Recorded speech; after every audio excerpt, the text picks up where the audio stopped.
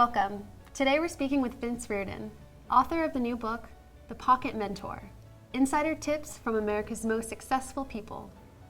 What good advice did you hear from people in your book?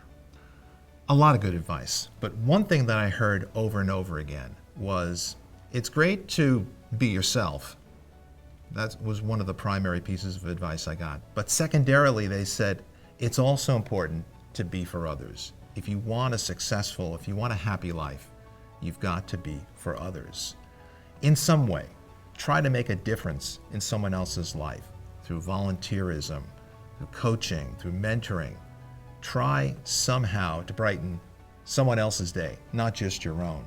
And if you do that, the people that I interviewed said, you're going to be a lot happier than not. Do you have someone in mind? There are many people in the book that I could pull from, but one of the people that is most memorable is Ricardo Kobe Williams. Now, Ricardo Kobe Williams comes from the mean streets of Chicago.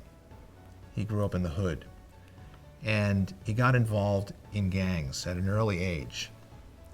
During his career in gang life, he spent 3 stints in prison. When he got out of prison the third time, he decided he was going to change his life, which is not easy to do because the gang was all he knew. It was his family. It was his employment. It was his future. But he decided after the 3rd stint in jail that he was going to leave gang life. Now, this is the thing. He had no education. He had no marketable skills. He had no employment opportunities. He had nothing to go to. So leaving gang life was not an easy choice, but he chose to go another way. One night he was watching TV, and there was a segment on the news about a new organization in Chicago called Ceasefire. It's now called Cure Violence. But the news segment talked about this organization, very unique. They were violence interrupters. Now, this organization didn't use the police. It used former gang members to go into the streets, to go into the homes, and to get in between gang members who were beginning to get into arguments and get into fights. This had never been done before, where you're actually sending former gang members. In fact, some of these members started the gangs years ago, so they have incredible street cred. And they go into the streets, they go into the homes, and they talk to gang members, and they talk them down, encouraging them not to resort to violence to resolve their differences. Now, this is highly effective in some of these neighborhoods. They've shown that gun violence has gone down by 40 to 70%, depending on the neighborhood you choose. What does Kobe do that's so effective? What Kobe does that is so effective is that he has this enormous street credibility.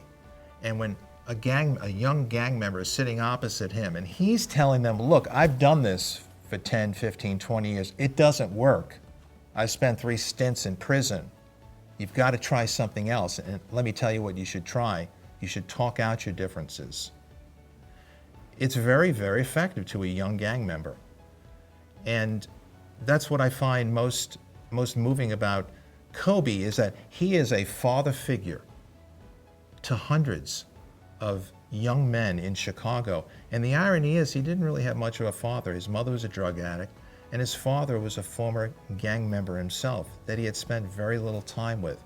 And yet Kobe Williams is a father figure, an effective father figure to many, many men who really don't have a father. So he's very effective, and he exemplifies this value of being for others, which so many of the people in my book said, it's a value you can take to the bank. Thank you, Vince.